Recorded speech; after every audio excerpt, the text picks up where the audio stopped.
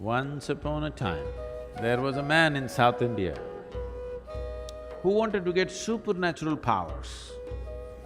Immediately, our man set forth on a journey to Tibet. 1 week of intense practice. He could not sit, stand or sleep.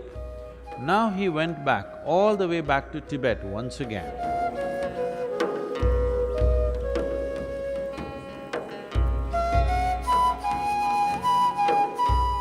Many things in life seem to be romantic and magical. Right now, the flowers are blossoming in the jasmine plant out there. Such nice fragrance, looks magical, romantic.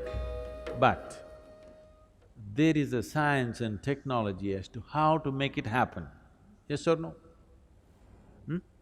One who knows what the plant needs and does the right thing, only he will have maximum flower and maximum fragrance, isn't it? Yes? So if you want flowers in your garden, what do? Flower, flower, flower, flower meditation.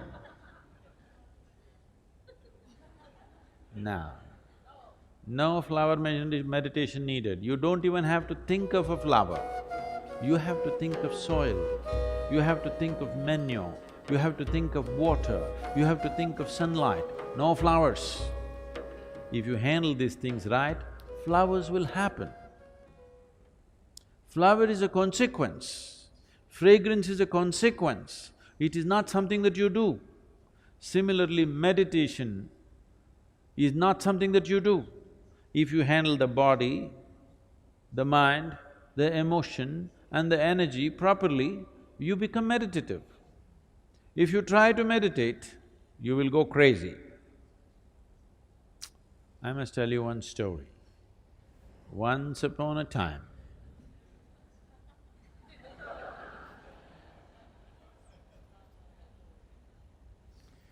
there was a man in South India who wanted to get supernatural powers.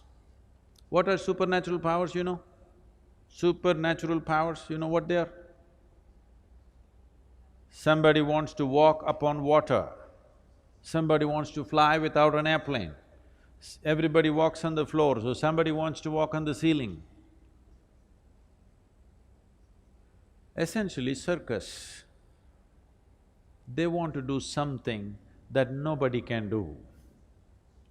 So the man wants supernatural powers. He went from guru to guru. So many gurus he saw. Everybody said no. Then someone told him, these South Indian gurus, no good, no good. Because they're too conservative, they won't give you all this.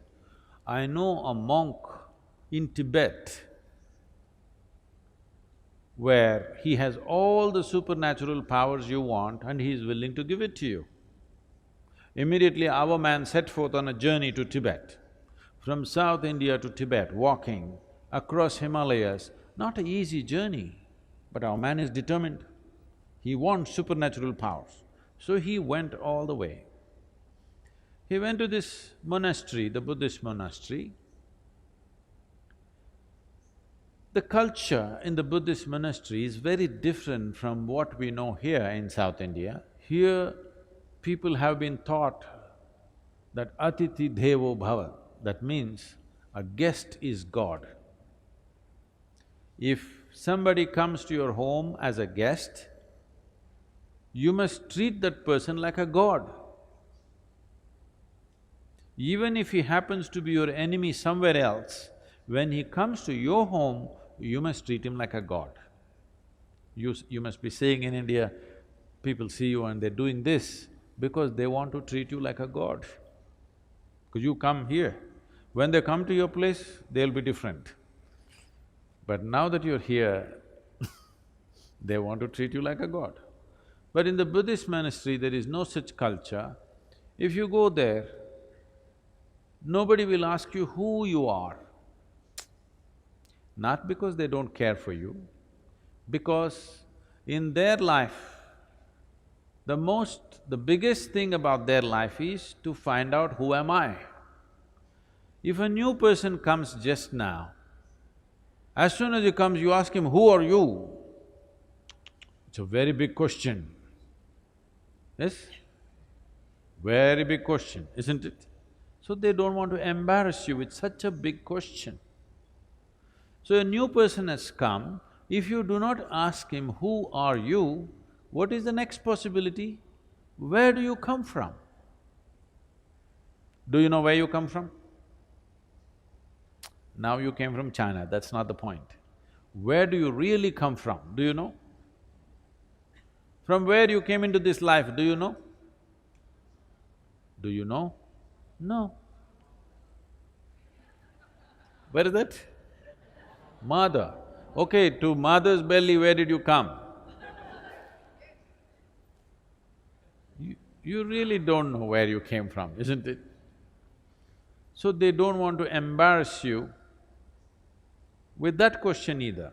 A new person has arrived, you don't ask him who you are or where you come from, not much room for conversation, so they don't talk to you. Lunch means there is a bell. If you want, you can go and eat. If you don't eat, nobody will force you because fasting is an important part of Buddhist life. If you are not eating, it is greatly respected, nobody will come and say, come and eat, because they think you're fasting. This is a strange situation for this man from South India. Because in South India, you must know this, if you go to somebody's home, it doesn't matter at which time of the day you go, you must eat. You tell them, no, no, no, I just had my dinner and came. It doesn't matter, you come to my home, you must eat. Because this is hospitality. This is a sure way to the hospital. Nobody asked him who you are, where you come and eat, nothing. He just hung around. When hunger overtook him, he went and ate and just hung around. 1 day, 2 days, 3 days,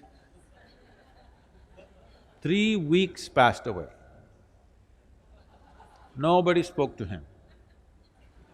After 3 weeks, the old monk who was there called him. He knows why this man has come. He said, what will you do with supernatural powers? What will you do walking upon water? After 3 days, a boat will be better, you know. I will teach you the way of meditation. With this you can live a fruitful life. Our man said, no, no, no, no, I don't want your meditation. You think to learn meditation I have to come to Tibet? In India, we know every kind of meditation. Don't you forget, Gautama, the Buddha is an export from India.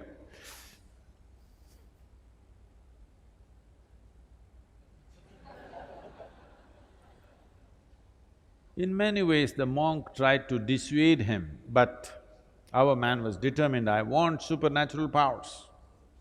Then the monk said, okay, if you must have it, tomorrow morning, 4 o'clock, take a dip in the river and come here. Let's see what we can do. The secrets of supernatural, I will give it to you. Our man went 4 o'clock in the morning, had a dip in the river. This is not South India, this is Tibet. Temperatures are all minus. He took a dip, turned half blue. He went and sat in front of the monk. The monk looked at his condition and his determination. He said, see, this is very simple. There are 3 mantras. You utter these 3 mantras 3 times over, all the supernatural will be yours. Shall I reveal the mantras to you? Buddham sharanam gacchami, Dhammam sharanam gacchami, Sangham sharanam gacchami. These 3 mantras 3 times over you utter, all the supernatural is yours. Only thing is, when you're uttering the mantra, you should not think about a monkey. Is that all? That is all. Can I go, please? Our man came out of the monastery really jumping with joy. The fool of a monk revealed all the secrets of supernatural, and he tells me, don't think about a monkey. What does he know about my culture? Here we think of Vedas, Upanishads, Brahma Sutras, these are all the great scriptures. Why will I think about a monkey? Am I a hunter? I have not seen a monkey in the last 10 years. Like this, thinking about monkeys, he came down to the Indian part of Himalayas. There is a sacred river in India. You heard of this? He came down to the sacred river Ganga, had a dip in the river, sat down. Buddham, monkey. Monkey means another dip in the river. Sat down, Buddham, monkey, another dip in the river. Buddham, monkey, another dip in the river. In various yoga postures he tried. Bu means monkey comes. 1 week of intense practice, he came to your place, he does not have to do anything, only monkeys, inside monkeys, outside monkeys, a universe full of monkeys. Now, he could not sit, stand or sleep, monkeys everywhere, inside, outside, everywhere monkeys. Now he went back, all the way back to Tibet once again. He went to the monk and said, I don't want your supernatural powers, first relieve me from these monkeys. Now, this is the nature of your mind. If you say, I don't want something, only that will happen in your mind, isn't it? Only monkeys. No, no, no, no, don't think of a monkey. No, you cannot think of a monkey. Only monkey. The more you do that, more monkeys will happen. Or what I'm saying is, without understanding the fundamental nature of the mind, if you try to do something head-on with it, you will go crazy. So many things that you think you want to forget, you will never forget. Things that you want to remember, you always forget, isn't it? Yes or no? Huh? Because without understanding the fundamentals of mind, we are trying to operate the mind. This is the most sophisticated machine on the planet, but you're going at it somehow. If you go at it somehow, sometimes it works. Most of the time, unfortunately, most people's minds are working against those people.